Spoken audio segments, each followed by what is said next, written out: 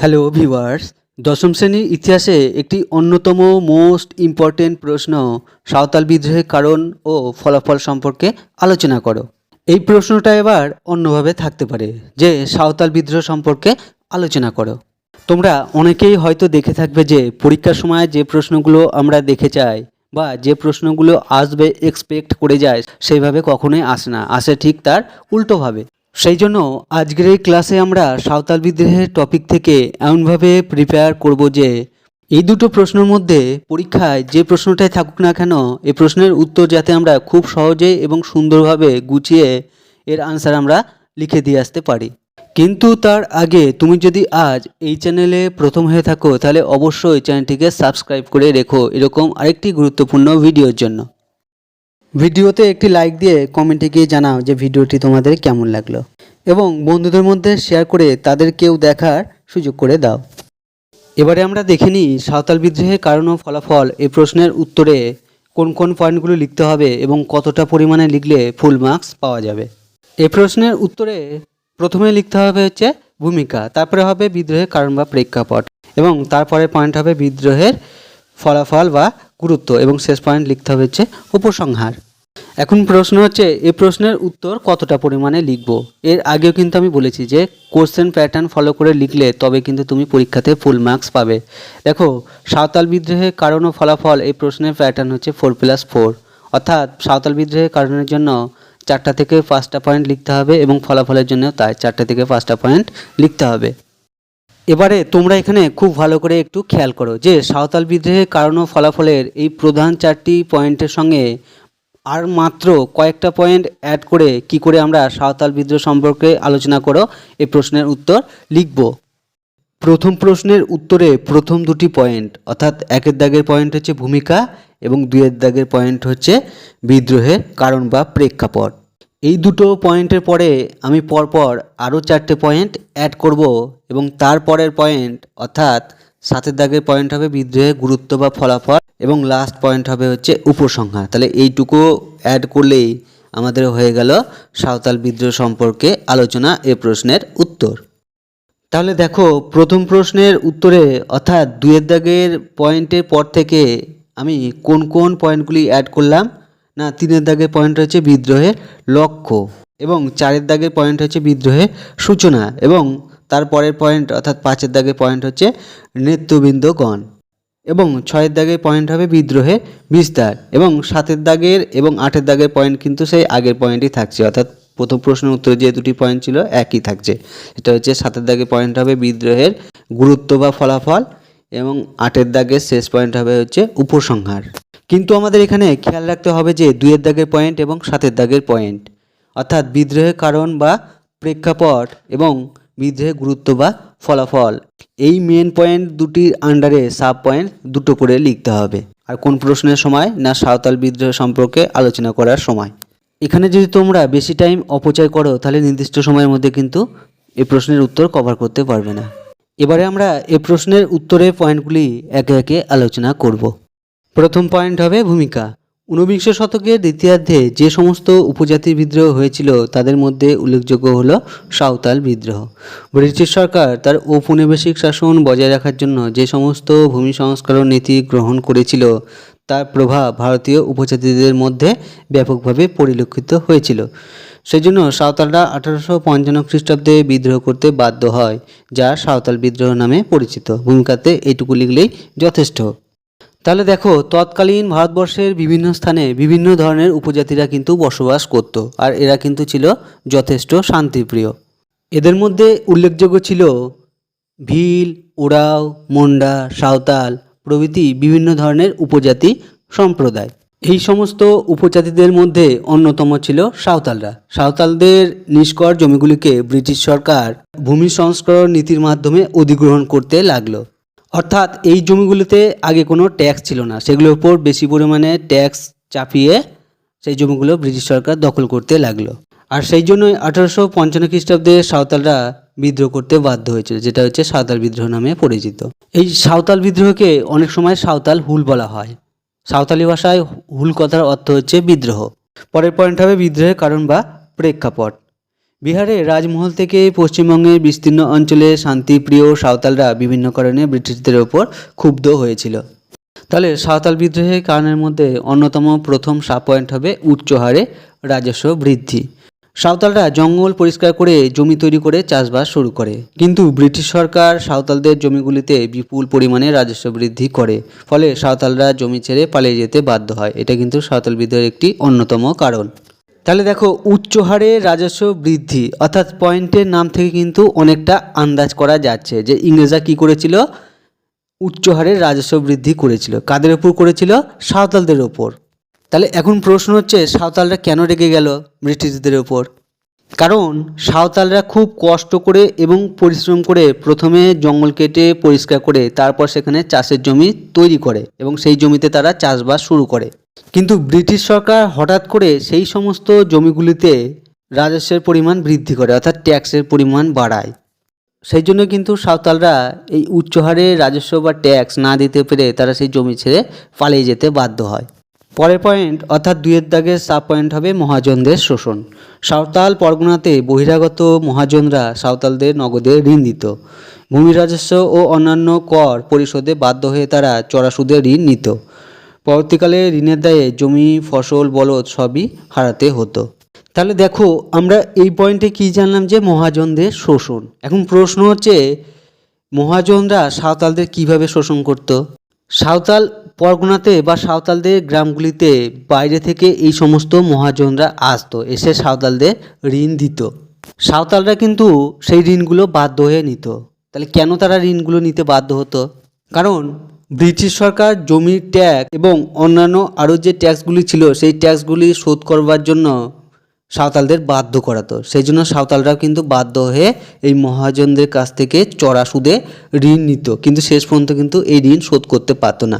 তার বদলে তাদের জমি, ফসল, বলদ সবই হারাতে হতো। পরের পয়েন্ট অর্থাৎ 3-এর দাগে সাব পয়েন্ট হবে কেনারাম ও বেচারামের ব্যবহার। বহিরাগত ব্যবসায়ীরা কেনারাম ও বেচারাম নামক বাটখারা ব্যবহার করে সহজ সরল সাঁওতালদের ঠকাতো। কেনারাম নামক ভারী বাটখারা ব্যবহার করে বেশি পণ্য ক্রয় করত এবং বেচারাম নামক হালকা বাটখারার সাহায্যে কম ওজনে পণ্য বিক্রয় করত। এখানে আমরা সাঁওতাল বিদ্রোহের আরেকটি অন্যতম কারণ কি জানলাম, যে কেনারাম ও বেচারাম নামক বাটখারার ব্যবহার। তাহলে কেমন ছিল এই বাটখারা? দেখো, নাম থেকে বোঝা যাচ্ছে যে কেনারাম অর্থাৎ কিনত এবং বেচারাম অর্থাৎ বিক্রয় করত।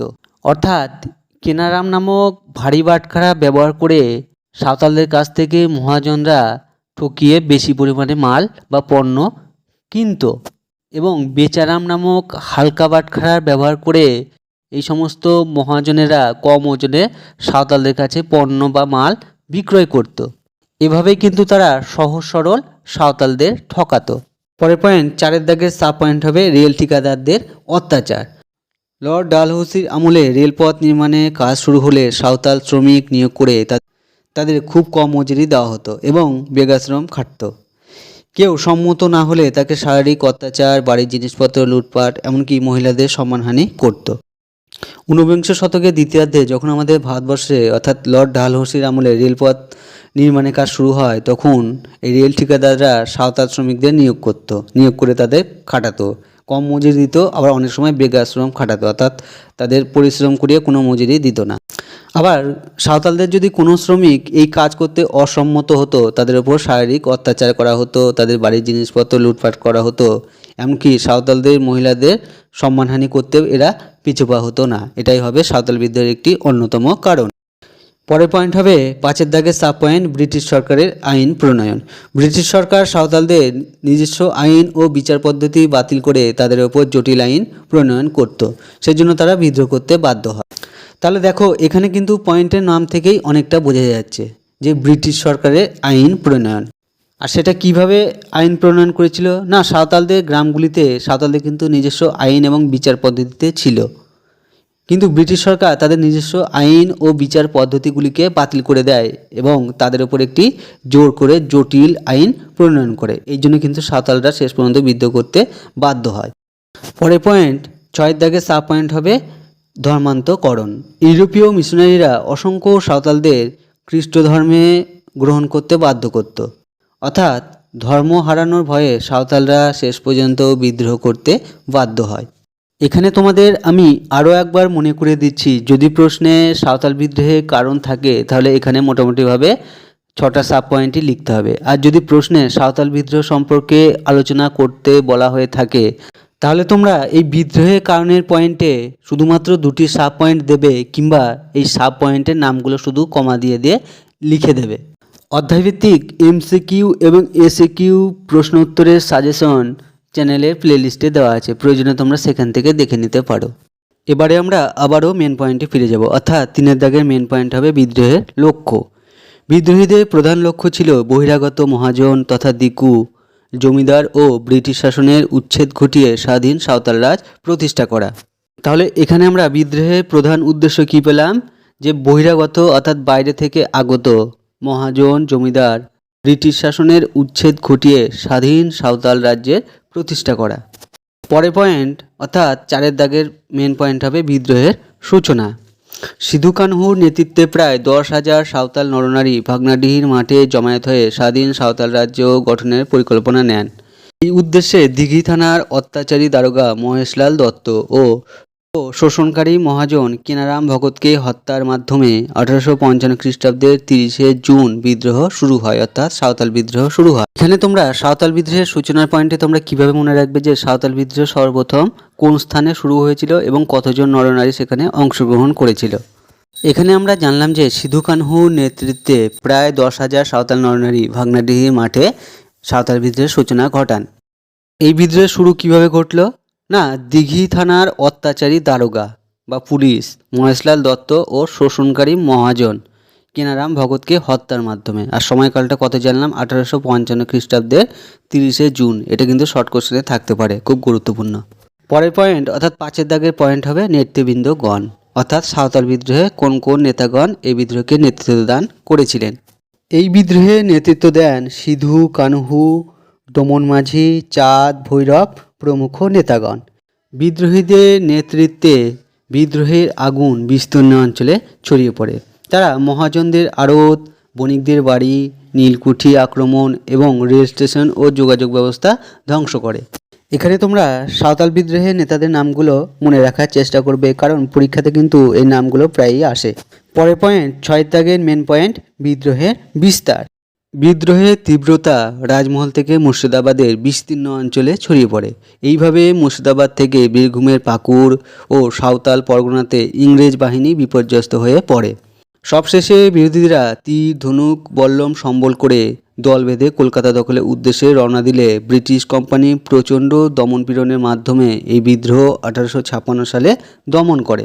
তাহলে দেখো এই সাঁওতাল বিদ্রোহের বিস্তার কীভাবে ঘটলো। বিদ্রোহ শুরু হয়েছিল সর্বপ্রথম কোথায় না, বিহারের রাজমহল। সেই বিহার থেকে এবার চলে এলো হচ্ছে মুর্শিদাবাদে, তারপর মুর্শিদাবাদ থেকে কোথায় না বীরভূমে।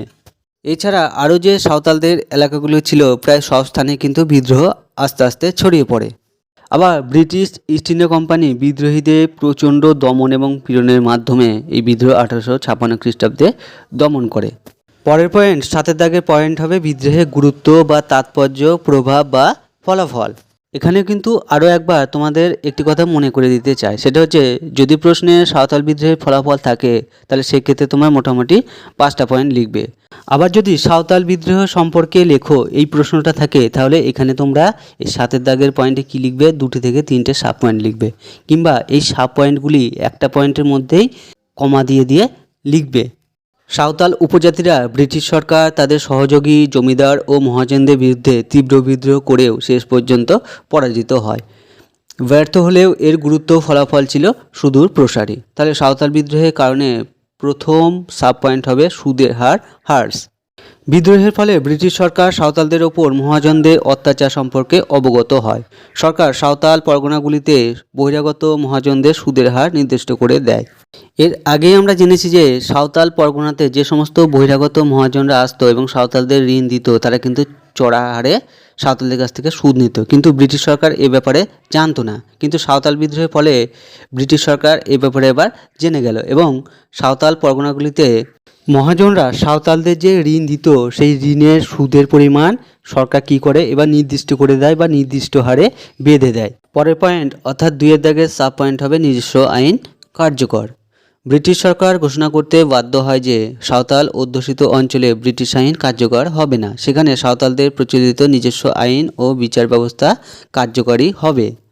দেখো, এর আগে কিন্তু আমরা জেনেছিলাম যে সাঁওতালদের গ্রামগুলিতে তাদের নিজস্ব আইন ও বিচার ব্যবস্থা প্রচলিত ছিল, কিন্তু সরকার সেগুলোকে বাতিল করে দেয়। কিন্তু এই সাঁওতাল বিদ্রোহের পরবর্তীকালে বা সাঁওতাল বিদ্রোহ শেষ হলে সাঁওতালদের সেই নিজস্ব আইন এবং বিচার ব্যবস্থাকে পুনরায় সরকার কার্যকর করে। পরের পয়েন্ট 3 দাগের সাব পয়েন্ট হবে সাঁওতাল পরগনা গঠন। বিদ্রোহের ফলে সরকার সাঁওতালদের দাবি মেনে নিতে বাধ্য হন। ব্রিটিশ সরকার তাদের উপজাতি হিসাবে ঘোষণা করে ছোটনাগপুর অঞ্চলে সাঁওতাল পরগনা গঠন করে। তাহলে এখানে সাঁওতাল পরগনা কেন গঠন হলো না সাঁওতাল বিদ্রোহের ফলেই কিন্তু, আর কোন স্থানে গঠন হলো না ছোটনাগপুর অঞ্চলে। পরের পয়েন্ট 4 দাগের সাব পয়েন্ট হবে বহিরাগতদের প্রবেশ নিষেধ। সাঁওতাল এলাকার কোনো বাঙালি বহিরাগত জমিদার এবং মহাজনদের প্রবেশ নিষেধ বলে ঘোষণা করে। তাহলে দেখো, এর আগেই আমরা কিন্তু জেনেছিলাম যে সাঁওতালদের গ্রামগুলিতে বহিরাগত জমিদার বা দিকু এবং মহাজনেরা সাঁওতালদের প্রতি কিন্তু খুবই অত্যাচার এবং শোষণ করত। এবার সাঁওতাল বিদ্রোহের ফলে কিন্তু এই বহিরাগত জমিদারদের সাঁওতাল পরগনাগুলিতে বা অঞ্চলগুলিতে তাদের প্রবেশ নিষিদ্ধ করা হয়। পরের পয়েন্ট 5 দাগের সাব পয়েন্ট হবে সরকারি নমনীয়তা। বিদ্রোহের পরবর্তীকালে সরকার সাঁওতালদের প্রতি কিছুটা নমনীয় মনোভাব গ্রহণ করে। পরের পয়েন্ট 6 দাগের সাব পয়েন্ট হবে খ্রিস্ট ধর্মের প্রসার। এবার কিন্তু এই সাঁওতাল বিদ্রোহের ফলে কিন্তু ব্রিটিশ সরকারের কিছুটা লাভ হলো। সাঁওতাল অধ্যুষিত এলাকায় খ্রিস্টান মিশনারিরা সক্রিয় হয়ে ওঠে এবং খ্রিস্ট ধর্মের প্রসার ঘটে। সাঁওতালদের খ্রিস্ট ধর্মে দীক্ষিত করে তাদের মনে ব্রিটিশ শাসনের প্রতি আনুগত্য বোধ জাগরিত করেন। এবারে আমরা আবারও মেন পয়েন্টে ফিরে যাব, অর্থাৎ লাস্ট পয়েন্ট হবে উপসংহার। অবশেষে বলা যায় ভারতবর্ষে বিভিন্ন উপজাতি বিদ্রোহ কার্যকরী হলেও এই বিদ্রোহের আগুন ব্রিটিশ সরকারের বিরুদ্ধে অবতীর্ণ হয়েছিল। সাঁওতাল বিদ্রোহের মাধ্যমে শোনা গিয়েছিল ব্রিটিশ বিরোধী সংগ্রাম। তাই অধ্যাপক সুপ্রকাশ রায় এই বিদ্রোহকে ভারতের যুগান্তকারী মহাবিদ্রোহের অগ্রদূত বলে অভিহিত করেছেন। এইটুকু লিখলেই যথেষ্ট। তাহলে আমাদের হয়ে গেল হচ্ছে উপসংহার। আজকের মতো এখানেই শেষ করছি। এরকম আরেকটি গুরুত্বপূর্ণ এইরকম ক্লাস তোমরা যদি পেতে চাও তাহলে অবশ্যই আমাকে কমেন্টে গিয়ে জানাও।